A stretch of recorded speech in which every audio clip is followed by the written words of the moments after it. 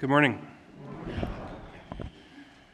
So probably one of the most often confused teachings of the church is the Immaculate Conception. People, last night somebody came out after Mass and said, "Father, I have a confession. I thought the Immaculate Conception was about Jesus." And maybe a lot of you did too, which doesn't make any sense because it's the 8th of December and Jesus' birthday is the 25th of December, and gestation is not less than a month, nor is it more than 12 months. So the Immaculate Conception, of course, refers to the conception of the Blessed Mother in the womb of St. Anne, preserved from all the stains of original sin. So we have to go back to that original sin. We heard first in the first reading, Genesis, Adam and Eve are in the garden. Now, of the many depictions of the garden with Adam and Eve, my personal favorite is in The Simpsons when Homer and Marge are Adam and Eve and they're in the garden, and Homer, as Adam, sees this little pig hopping by, and he picks up the pig and he takes a bite out of its side, and bacon comes pouring out, and then the pig smiles at him and says thank you and goes on his way. Imagine a time like that before the fall where there could just be these little bacon pigs that come and, but they screwed it up for us because they had to eat an apple. Who wants an apple when you can have bacon? So Adam and Eve fall, original sin, right? They're disobedient to God. God puts them in this beautiful, perfect paradise, and he says, eat whatever you want, except for the fruit of that one tree. You can eat literally anything. Just don't eat the fruit of that one tree over there. And of course, human nature being what it is, looking over there and saying, why not? It's forbidden, so I want it. I know I can have better stuff than what's on that silly tree, but he told me I can't have it, so I want it.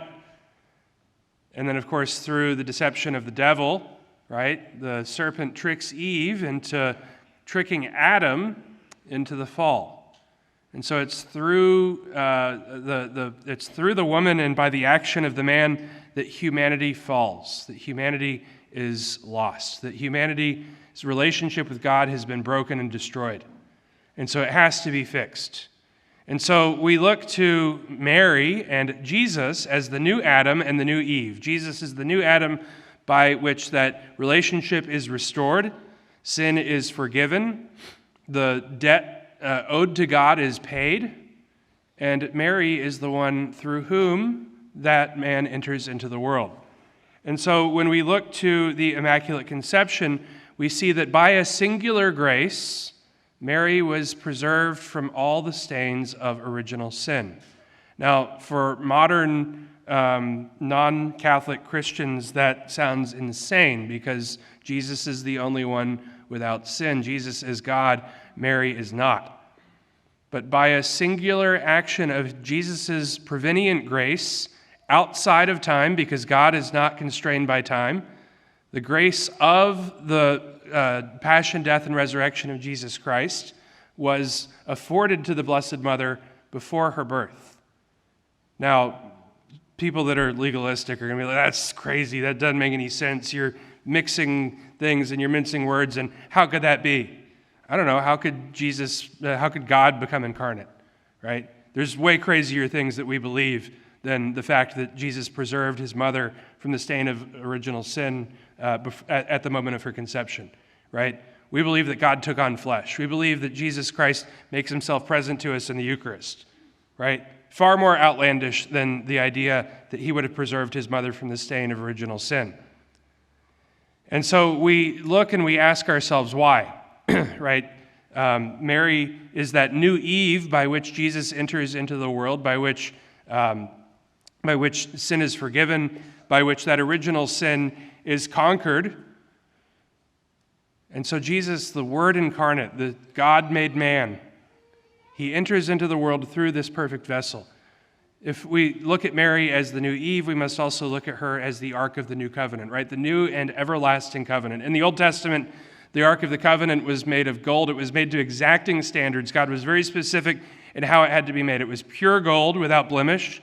It couldn't be touched by the hands of even the priest. It was carried by poles. It had to have these angels affixed atop it. And what did it carry? It carried the 10 Commandments, it carried the manna, and it carried the rod of Jesse, the rod of Aaron. No, Moses didn't have a rod. Moses had the commandments. There were 15 commandments, but then he dropped one tablet, and so there's only 10. That's what Mel Brooks taught me.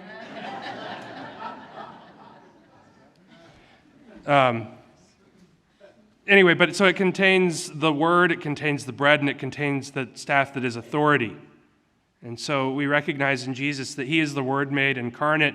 He is the Word made flesh. He gives of his flesh as bread, and he is that authority as the high priest. And so Mary is that new covenant, or that new ark, excuse me, the new ark of the eternal covenant. And so we celebrate this feast day of the Immaculate Conception because it is such an essential day for us, right? We're getting ready for Christmas, and Christmas wouldn't happen unless Jesus has a mother. Jesus chose to enter into the world in this way. He chose to enter into the world through his mother.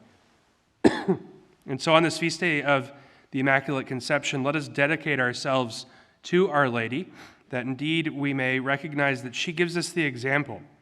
She is the one who says, "Be it done unto me according to your word." Let us recognize the obedience, the humility of Mary, and let us in our own lives strive to live lives of perfection, doing the will of God at all times.